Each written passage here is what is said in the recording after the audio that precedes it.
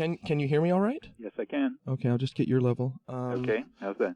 Great. Well, while we're just getting things set up here, let me just ask you if you've seen or heard of the play, the Noam Chomsky Lectures, co-written by a Vancouver playwright named Guillermo Verdicchio. I heard of it, and in fact, somebody sent me, I think it's kind of ad-libbed, isn't it? Yeah, it is. It's Yeah. every show is different. Okay, somebody sent me something, I forget what. I guess something must have been published. Yeah. Okay. All right. With me in studio is Jonathan Oppenheim, who's a show host also with CITR. You're from the university? Or? Yeah, UBC Radio. And we've actually spoken before. You probably don't remember. I asked 2 questions as part of a panel discussion with you a couple of years ago. I can barely remember last week. Yeah, I can imagine. Okay. I think Jonathan's got the first question, so I'll let him have at you. Okay, I just want to start with, since most of your writing is about the U.S., I want to get your perspective on some Canadian institutions. So to start with the Canadian mass media, do you think there's more open public debate in Canada? Well, there's good reason why most of my writing's about the U.S. And a few other places that I really know well. I'd prefer to write about things I know about rather than things I don't know about. In the case of the media, most of the work on the media, in my view, the best publicized work is almost totally valueless. Take a recent book by James Fallows, which is sort of a bestseller on the media, and that's basically his impressions. So that's of no interest. Serious work is based on actual careful analysis. Now, in the case of the Canadian media, I have impressions and even some information. But to my knowledge, there hasn't been any, at least I haven't seen any really careful analysis, and I haven't done it. I'll just give you one bit of experience, which will illustrate what I think. A couple of years ago, must have been about 1988, I gave the Massey lectures over CBC on the media. They had invited me to give lectures, and they wanted me to talk about the media. So I thought it would be interesting to compare the New York Times and the Globe and Mail, just to see how they, treated stories, chose, selected, interpreted, and so on. They look like the obvious 2 counter things to compare. So, in fact, I subscribed to the Globe and Mail for a year. I was one of about 1,000 subscribers, I guess, in the United States. And I read it carefully, and I finally didn't do it. If you look at the lectures, there's nothing about this. The reason I didn't do it is that I discovered that although there were stories in the Globe and Mail that didn't get to the New York Times, and I know of many stories in the Toronto Star and the Vancouver Sun and others that didn't make it to the mainstream press. Nevertheless, overall, the Globe and Mail was treating the world pretty much the way a kind of local quality journal in the United States would, say, the St. Louis Post-Dispatch or Los Angeles Times, maybe, or something like that. It wasn't. It was much narrower in focus and much more business-oriented in focus, and its general coverage, with occasional exceptions, was not very different. Well, that's 1 year's worth of one newspaper. As I say, I know that there are other things. Take, for example, Linda Diebel's reports in the Star on Haiti, just to pick one. Well, a lot of that didn't appear in the United States, and she's a really first-rate reporter who did all sorts of important things.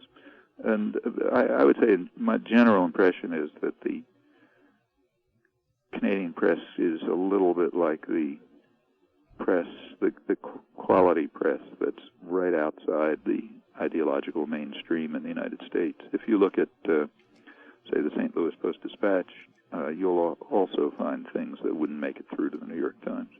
I think the general point is that, in fact, the same is true. This has been one thing that has been studied, which bears on this, is National Public Radio in the United States, which is considered probably correctly to be sort of on the liberal side of the spectrum. In fact, often condemned for that, and I basically agree with the characterization. There are people,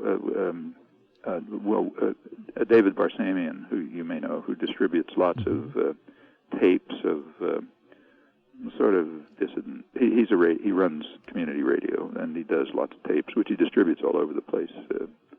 One of his, lots of talks of mine, of Alex Coburn, of Ed Said, of other people who are kind of on the fringes of the mainstream. He distributes their tapes, and he's had a lot of experience with public radio. He finds that he's written about it in the sort of ideological centers, like, for example, Boston or Washington or New York. It's extremely hard to get anything played.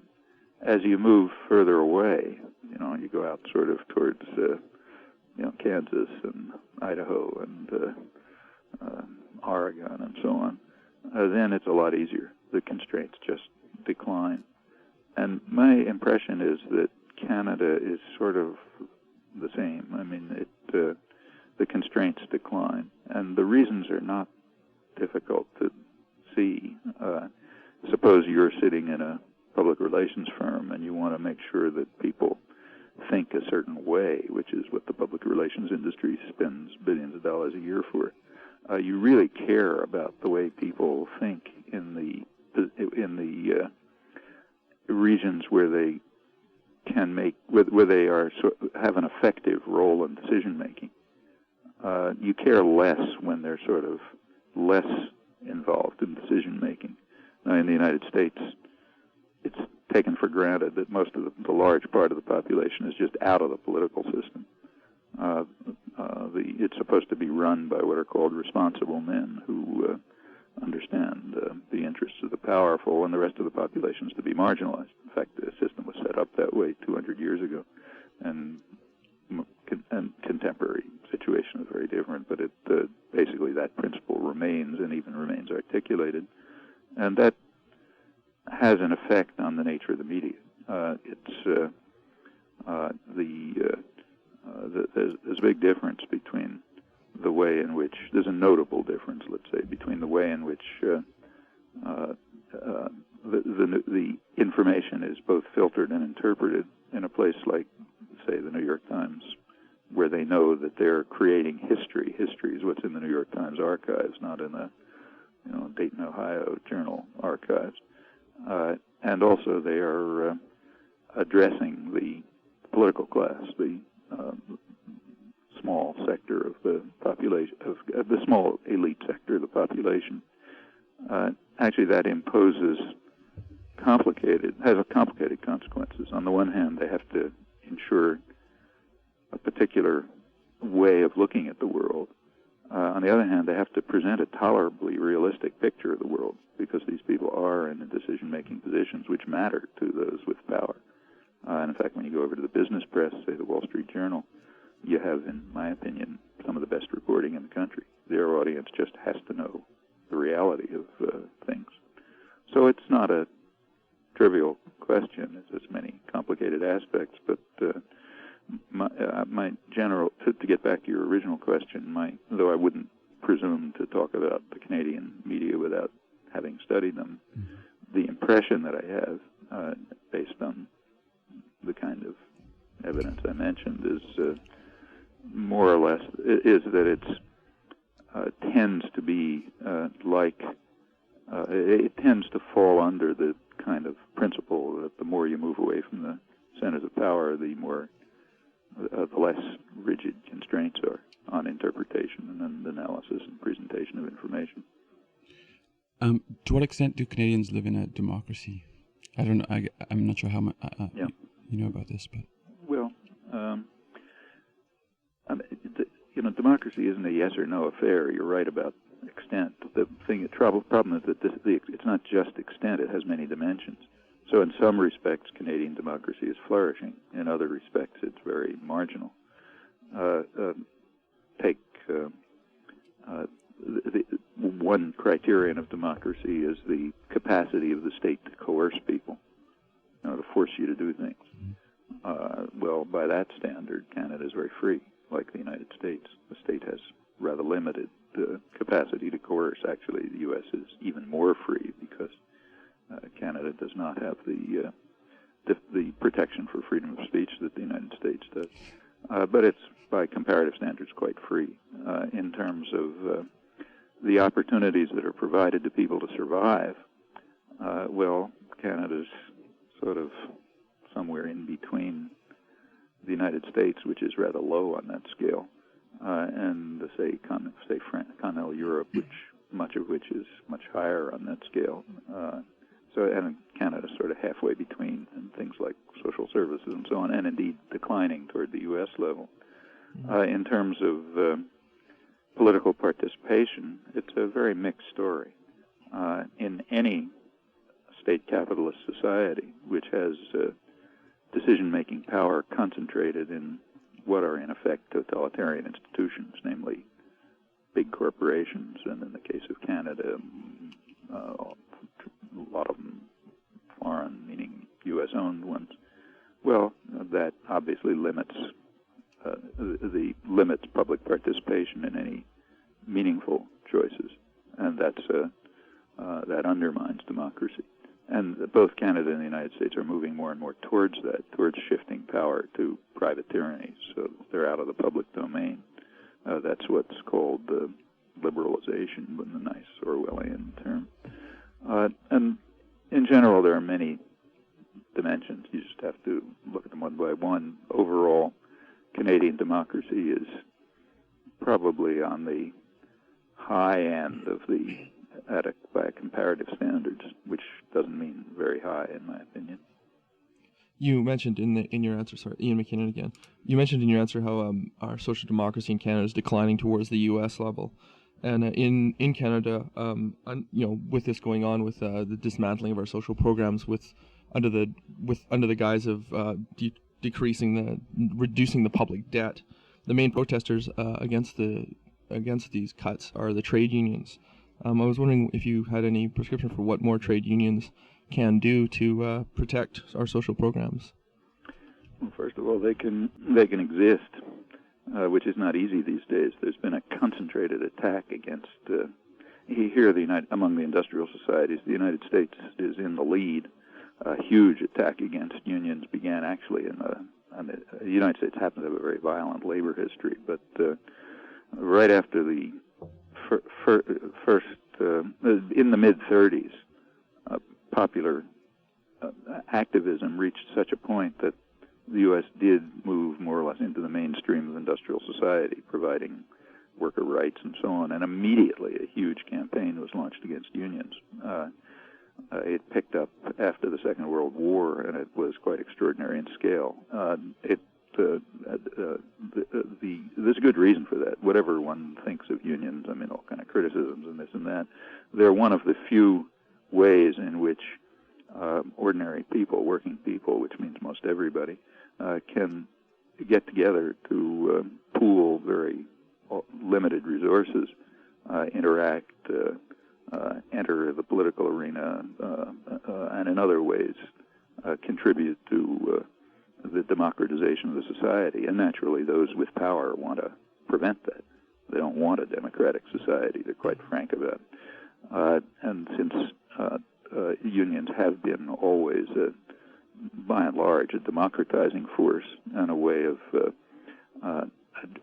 trying to place in the political arena and in the social system generally the needs and concerns and interests of most of the population, they're a threat.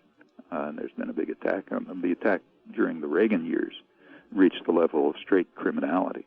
Again, you have to turn to the business press to get an accurate report of this, but it was reported accurately in the business press as simply collusion between a criminal state and corporate power. The state simply authorized radical violation of the laws in order to undermine and destroy unions, and it was reasonably successful. That's on top of huge propaganda campaigns and so on. Well, in Canada, it hasn't been as bad.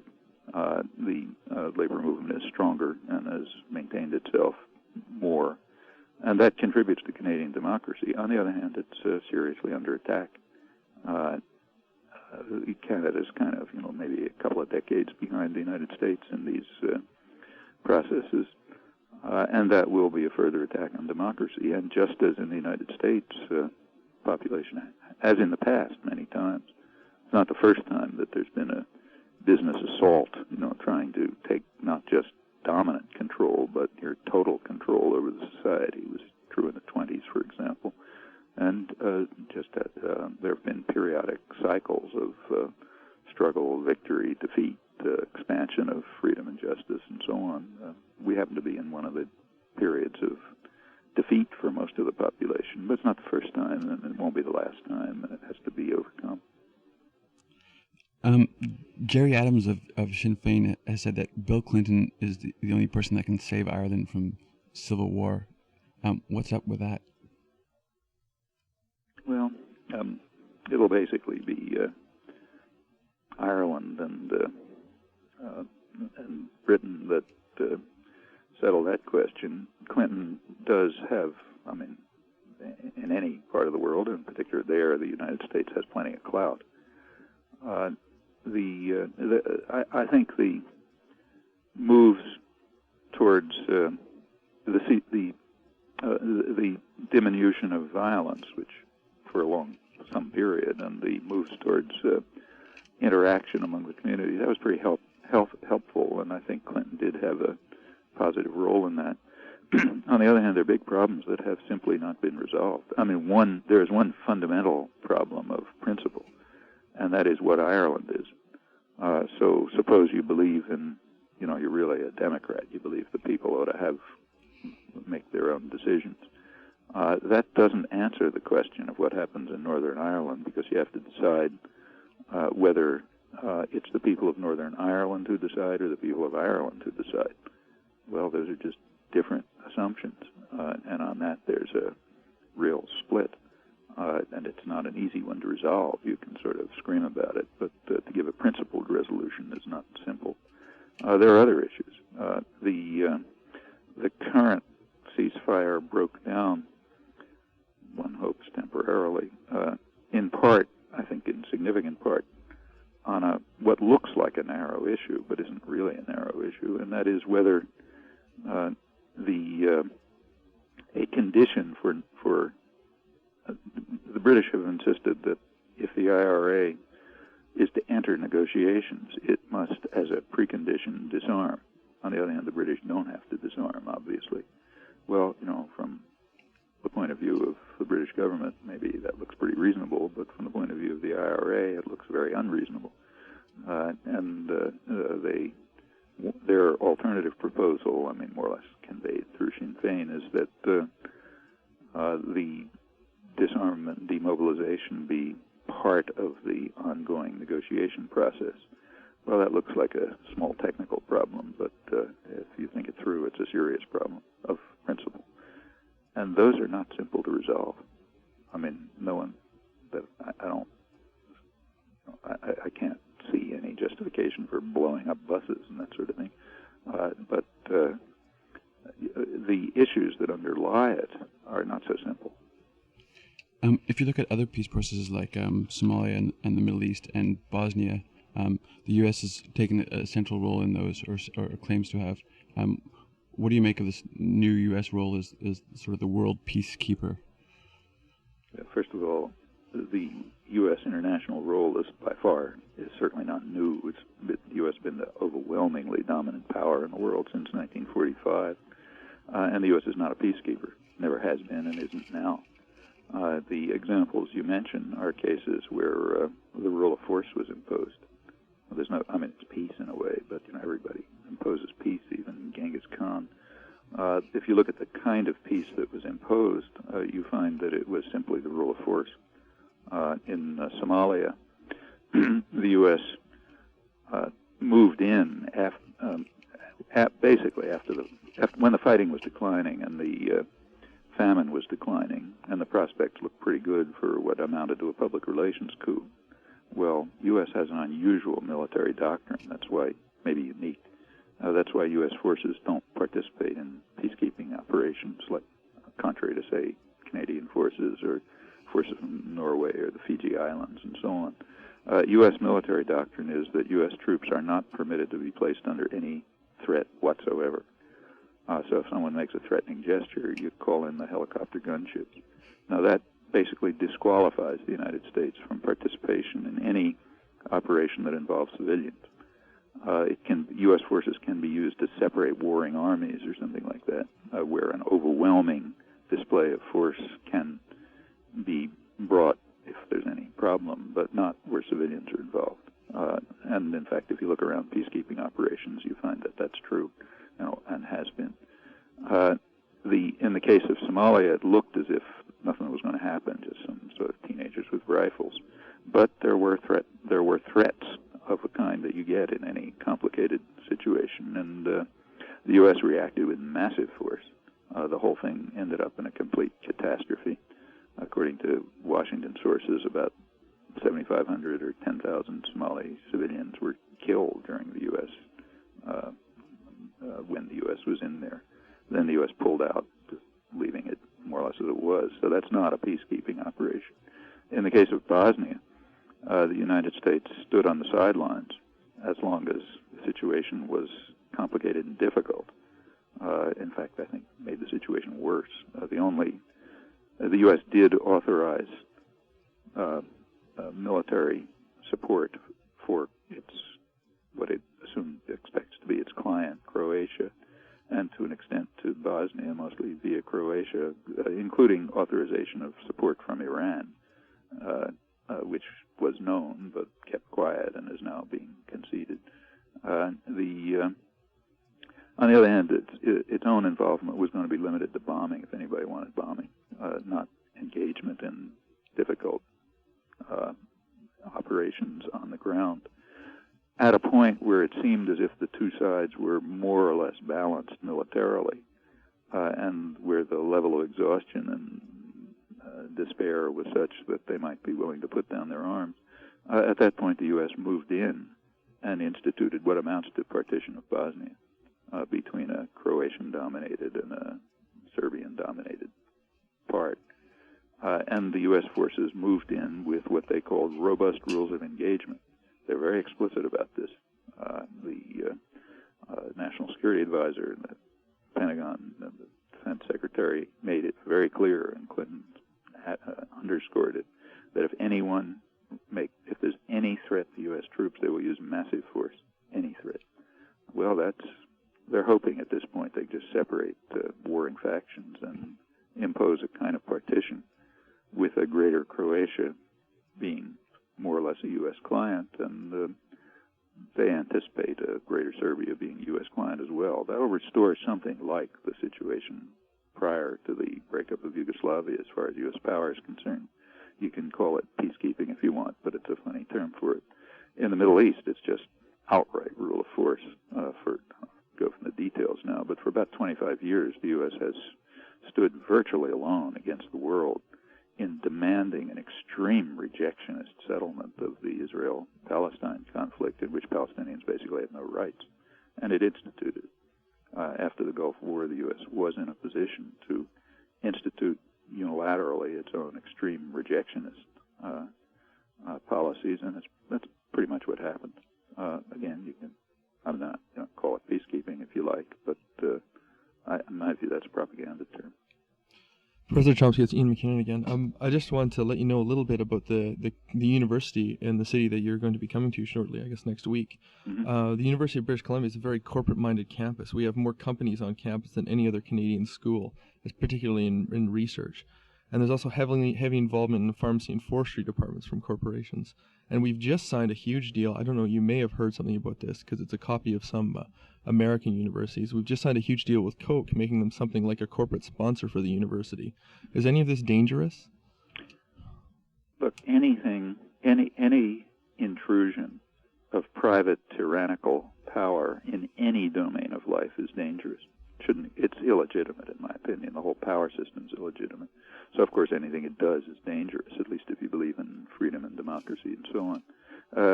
On the other hand, and that's particularly true in universities. I mean, I know the story very well in my own university, which lives on soft money, on money coming in. On the other hand, we have to recognize some fact about our political economy. namely, universities are parasitic institutions economically. They don't generate their own capital, and that means it comes from somewhere. Well, it can come from the government, and in that case, it's as democratic as the government is, which means more or less, not very complicated, but to some extent. It can come from rich alumni, in which case it represents their interests. It can come from private power, private corporations, in which what happens represents their interests. No, it's not 100%. So, some Merck pharmaceutical may support on the side some biological research that's of no special concern to them, but that's unlikely. Corporate, in fact, this is well known. Take the United States, where I see it, know it better, and in fact, it's it's so clear, it's even in the science journals. There has been a shift from federal to corporate funding over the last couple of years, and the effects are very notable. One effect is that work becomes much more, work is trivialized, becomes more short-term and product-oriented, and there's a simple reason for this. Merck Pharmaceutical or any other corporation is not a humanitarian organization. They're in the business of making profit and power. And from their point of view, the public ought to pay the costs of research and development that are of general benefit, potential benefit, but they're only interested in paying the costs of things that they benefit from and not, the pharmaceutical corporation across the street. That's what corporations are. No point pretending they're anything else. That means that they are willing to support work that they will benefit from in the relatively short term. And they would much prefer, in fact demand, that the general public pay the costs of work that they may benefit from down the road, and others may too. So as funding shifts more toward the corporate sector, you get much more pressure to do short-term applied work of a specific character. Also, corporate funding imposes more and more secrecy. Now, they can't legally impose secrecy, at least in the United States, so they cannot order people who get a grant not to talk about the work they're doing or not to publish it. But there are indirect ways to achieve the same end. For example, an indication that the project won't get refunded otherwise. That has its effects, and they're very noticeable. During the period when, say, MIT, where I am, was the Pentagon happens to be the most free and open funder, contrary to what a lot of people believe, because they didn't care much. They just understood themselves to be the funnel by which public funds go to private industry through the research system. So they didn't really care much what anybody was doing, and basic science could flourish and so on. There were no MIT was overwhelmingly funded by the Pentagon, even the CIA, and there were no secrecy conditions. People talked quite freely about what they were doing. There was no classified research and so on. On the other hand, as it moves more and more toward corporate funding, the kind of pall of silence falls. People just notice. Talk to the faculty; they'll tell you about it. That things get the constraints on discussing what you're doing increase, and the pressure of private power increases. In fact, right in this morning's newspaper, there's an example of that with regard to MIT. There's a professor in the political science department who's a specialist in military affairs, who's been working on the Patriot missiles during the Gulf War, and he's done research which is apparently correct, that showing that they really didn't achieve anything. That contrary to Raytheon claims, Raytheon's the corporation that produces them, the biggest corporation in Massachusetts.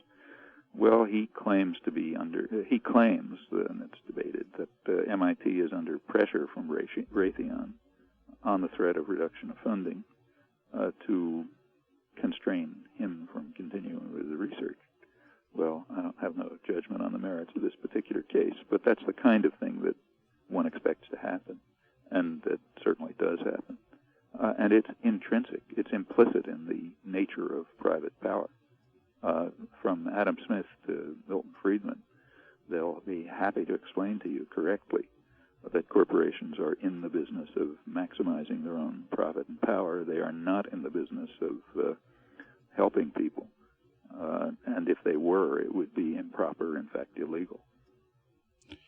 On March 5th, you're going to be at UBC talking about activism. I was wondering what sort of stuff you're going to be talking about. These kinds of things, very much, in fact. I won't really be talking about activism. I'll be talking about the issues that I think activism ought to address. There isn't much to say about activism except do it. Okay, Ian Mckinnon again. A couple of years ago, this is one of the things that came up in the last interview that I spoke to you about. Like you said, you probably don't remember. But our campus newspaper, the UBC, was shut down by the student government. And this sort of really fits quite into your propaganda model. It was a kind of ironic that we were speaking right at the time when this was going on, just for publishing things that the student government didn't like. And one thing that surprised me was the student reaction, which generally was in favor of this action, ranging from apathy to people being really rabidly in favor of it. Why do people respond in this way to what is really a restriction of their rights for freedom of the press? Well, I can't comment on the way people reacted there and why, and I don't even know what the issues are, but the general point that you're making is we see right through history. I mean, you take a look at slave societies. One phenomenon that there are plenty of revolts and so on and so forth, but you also find a good deal of voluntary subordination, and in fact, even feeling, well, this is the way the world ought to be. Take a look at take a look at the status of women throughout history, which has often been, most of the time, in fact, pretty serious repression of one sort or another, but quite often it's supported by women. Just now, there's an amazing case. I just happened to come back from India, where there's a kind of an amazing case of it. There was a really horrible sort of gang rape affair in one province where the men were tried and released. There wasn't any question that they did it. There was kind of a caste issue involved and other things. But the men who carried out the rape are by a large part of the population considered heroes, and in fact are being lauded by women of that group and caste and so on. Well, okay, there's people who laud their oppression, and there's many reasons for this. And I don't know what the story is in the case you're talking about, but one can think of lots of possible reasons, and there are plenty of examples of it through history. Sometimes terror has that effect. A couple of years ago, the Central American Jesuits, in El Salvador, which was the main Jesuit center, it's where the 6 Jesuit intellectuals were murdered and so on. They had a interesting conference. It was just before the Salvadoran election, so it must have been, I guess, January 1994 or so. They had a conference in which they discussed the effect of the terrorism of the past decade. The United States had carried out a huge terrorist war in El Salvador, as in most of the region, and a lot of people were killed, 70,000, 80,000 people. And they pointed out that the terror has had a lot of effects.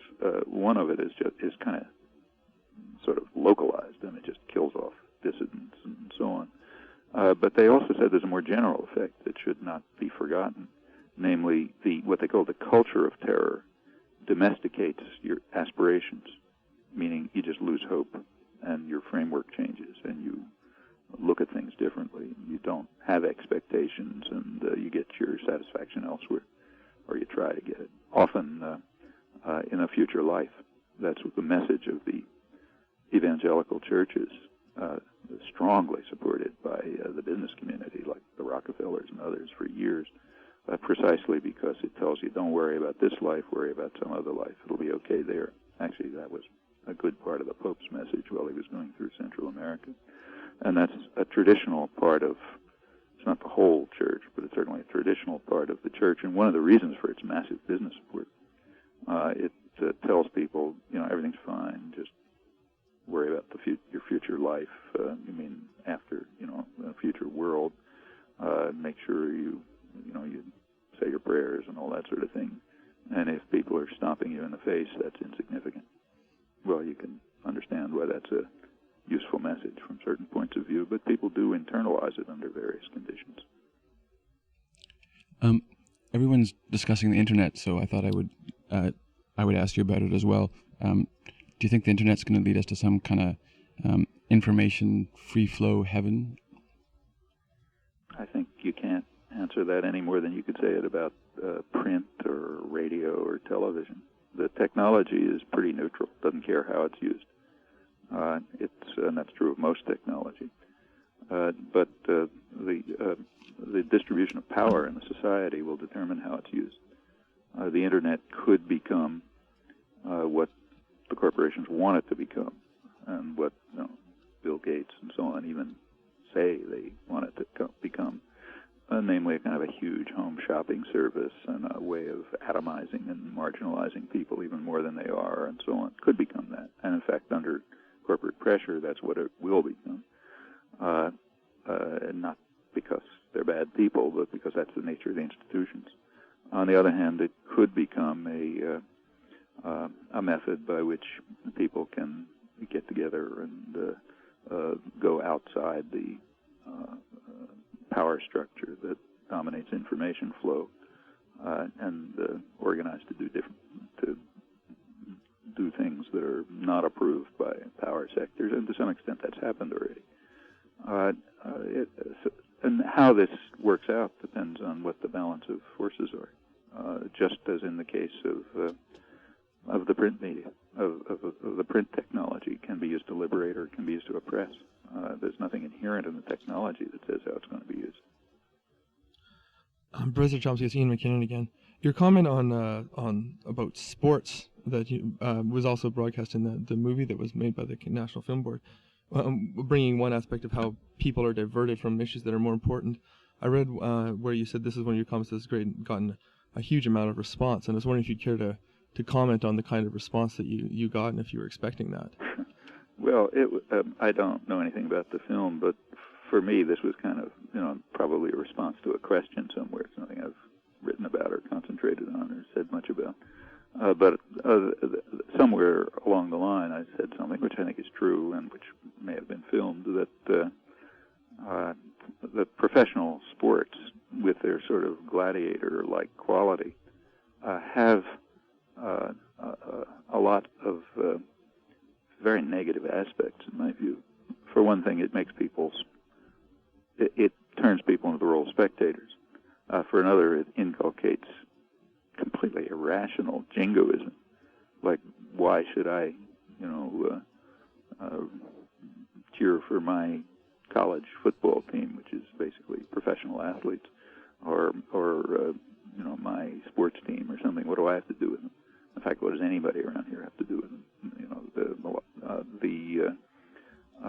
But that kind of jingoist subordination is a very dangerous attitude. Now, it doesn't have to be like that. Like, there's nothing wrong with, there are other ways of looking at professional sports, but it does have those characteristics. And it, particularly when it reaches the level of fanaticism that you see in much of the world, incidentally, I think it's a pretty dangerous phenomenon to be concerned about. And I think it has a sort of a function, a social function, which is part of the reason why it gets so much advertising support and media support and so on. It does subordinate people and focus their energy and attention on something that doesn't matter from the point of view of power systems. Pat Buchanan has just recently won the New Hampshire primaries, and I was wondering why you thought that the Christian fundamentalism in the U.S. had so much power versus, say, the labor vote or the black vote or other interests. Well, for one thing, the U.S. has always been a very fundamentalist society. It's kind of off the spectrum, comparatively speaking. Canada is also pretty far off, but the United States is very far off. In part, there was simply direct business support for this. So business funding of evangelicals is very well known. In my view, there's been a lot of study of this, and it seems to be part of a whole range of other phenomena, much less, for example, the very low level of unionization. and of civil society altogether. Civil society, meaning organizations in which people get together to do things, is pretty low in the United States. In fact, it's radically declined in the last 30 years or so. At the same time, people are subjected to extraordinary propaganda. The United States is a very free society in many respects, maybe the freest in the world. On the other hand, it also is a business-run society to an extent that's unusual in the world. Business power cannot, and even doesn't want to appeal to state power to control people. That would be a threat to itself, for one thing. So it naturally resorts to other mechanisms. Propaganda is one. Diversion to religious fundamentalism is another. And this has its own roots. Back to just remember how the United States was settled, say, where I live in Boston. The people who came over here and cleared this area, including massacring much of the population, they were fundamentalist extremists. They were the children of Israel coming to the promised land. Those forces remained and, in fact, have been stimulated and I think, in part, are a compensation for the lack of significant political participation. So take, say, the New Hampshire primary. For the general population in New Hampshire, they regarded it as a kind of a public relations show. The question that was obvious. It's kind of on a par with watching television ads. The candidates are marketed and packaged, and everybody knows it. The idea that this was you take a look at the exit polls, not many people either in New Hampshire or elsewhere regarded this as an exercise in democratic participation. In fact, over 80% of the population doesn't think that there is any functioning democracy. And you couldn't watch the New Hampshire primaries and not see that this is just kind of marketing. That's an interesting statistic you just quoted, that 80% of the population doesn't think there is a... Well, I can be more precise on that if you want. There's a regular poll question that's asked, has been for years. Who do you think the government works for? And it's an open question, so you can get a lot of answers. But for years, about 50% was saying the government works for the few and the special interests, not for the people. Various wordings, but something like that. The last one I saw, which was 1994, it was 82%. Well, I interpret that as meaning 82% of the population doesn't think that the democratic system functions. Now, do you think that means that America's ripe for a new wave of activism or anything like that? Or? Oh, I think this place is an organizer's paradise. People are desperate. It's interesting that in fact, Pat Buchanan, who is a total fraud, just look at his views 10 years ago or 5 years ago. But he recognizes that if he wants to gain personal power, he just has to appeal to feelings that are out there, and they happen to be very anti-capitalist. So he's, for good reason. So he's giving an anti-corporate message, which he doesn't believe for a second. If he was ever in power, he'd be another corporate flack. And it's the racism, which is very blatant. The evangelical phoniness. Probably doesn't believe a word of it. Judging by his past record, all of that is appeal to. It's a recognition of that you've got a kind of demoralized population, frightened, angry, and you try to appeal to and, in fact, stimulate its worst instincts. In fact, after the 1992 Republican convention, there was commentary in Europe which was amazed at I don't know about Canada, but even in conservative European circles, like say the London economists, like what they call liberal, were kind of appalled by this God and country show of hysterical religious jingoist frenzy. And I was pretty struck by it too. Actually, I look back at things that I remembered from childhood, Hitler's rallies, and you look back at the speeches, and there was a striking similarity, and pretty good reasons for that similarity. When you're trying to organize popular support for actions that are going to be extremely harmful to the population, there aren't a lot of ways to do this. One way is by stimulating or playing on fear, anger, hatred, fanaticism, extremism, and so on. And everyone goes back to those formulas because there really aren't any others. Buchanan is an example. The biggest event in Canada, I guess. I wonder if you followed the coverage of the Quebec referendum in the States and what you thought the prospects of an independent Quebec might be, especially in terms of how the U.S. might regard the prospects of an independent Quebec. Yeah. Actually, I happened to be in Montreal just a couple of days before the referendum. No kidding. Giving talks, and of course this came up all the time. I don't express. I mean, I think there are a lot of issues and people in Canada have to figure them out. But so I'm not giving any advice. But as far as the U.S. Reaction would be, my guess would be, strong suspicion would be, that if Quebec received some formal independence, it would be nominal independence because it would pretty quickly become a U.S. colony. And I think that would accelerate the same tendency elsewhere in Canada. Right.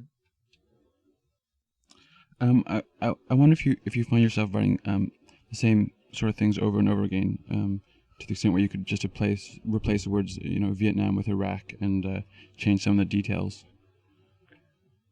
Well, in a sense that's true, but you could say the same about recorded history. I mean, you can take a look at the biblical period and find plenty of things that are similar to what we see now. But in the case of, say, talking about the United States or Western industrial democracies and so on, there happen to be pretty stable institutions over a long period, and power flows from institutions. And as a result, when you discuss how power is exercised with relatively stable institutions, you find similar themes cropping up over and over. I was wondering, Professor Chomsky, if you were familiar with the work of a Vancouver writer named George Woodcock, and if you... George Woodcock, who was the first? George Woodcock, that was the only... Who was the first person you mentioned? I didn't mention that was the only person I mentioned. Oh, okay, yeah, I thought... he passed away last year. I was wondering if you care to comment on his career, or if you were aware of him, if you read his... Yes, I've read his work. I thought he was he was an interesting historian of anarchism, had some interesting things to say. I think he was pretty doctrinaire and unwilling to understand things that were like a couple of millimeters away from his own point of view very often. But that's a human failing. I think he was a. I mean, I read what he writes with interest, and I'm happy that he wrote it for the most part, though disagreeing with some things. In some ways, his experience, I would say, is mirrors yours in that here he is in Vancouver. He's the most prolific writer in Canada, Mm-hmm. and yet there isn't a George Woodcock Institute, and there's Mm-hmm. no sign that it even existed in the city in some ways. And I feel it almost mirrors your experience in the United States, whereas in Canada, just look at his message. To what sector of power and privilege was he appealing? Well, he certainly wasn't appealing to the sectors of power. Then and why privilege. should you expect a George Woodcock Institute endowed by Coca-Cola? Yeah. I mean, it's not very subtle. We better let you go because your secretary said she would get you. Yes. She would be mad if Right, if you went over. she's very stern. Yeah. For good reasons, incidentally. It's a total madhouse here. Yes, she said you'd keep talking until we stopped Yeah, you. that's true. But I was wondering if I could ask you a quick favor. If you could do a station identification for us. What does that mean? Could you say that? What is the station? It's a college radio station, so you could just say support college radio, or it's CITR 101.9. If you could just say your name's. No. Could you say that again? I can't. CITR 101.9. Hold on. CIQR? TR? CIPR. Right. What was the number? 101.9 FM. 101.9 FM. And this is it's a UBC college UBC college radio. College student run or what? Yeah, it's student run. Mm-hmm. So just say this is me speaking over this and a comment. Right, and you can say anything you would like. Okay. Do you want me to do that? Sure. Yeah. This is Noam Chomsky. I'm speaking over CIPR 101.9 FM UBC college radio at the end of an interesting interview. Independent radio, meaning outside the commercial and state system, has been a quite significant force for democratic participation, independent thinking, and so on, and merits substantial support in my view. Sorry, could I just ask you one more favor? If you could, Yeah. We have another show called Polyfiller, which is after the BBC World Service. What is it called? It's called Polyfiller. Polyfiller? Yeah. How do you spell it? As in Polyfiller. Polyfiller, yeah. Right. I was wondering, and it's after the BBC World Service. So if you could just say something like, "This is Noam Chomsky." Yeah, I don't know what it is, so I really can't comment on it. Yeah. All right. Yeah. Well, thank you very much for talking to us. Yeah, thank you. Okay. Enjoy your stay in Vancouver. I hope you get a chance to appreciate our city. Okay. They don't Hope keep to you see too there. busy. Yeah. Take Okay. care. Bye. Bye.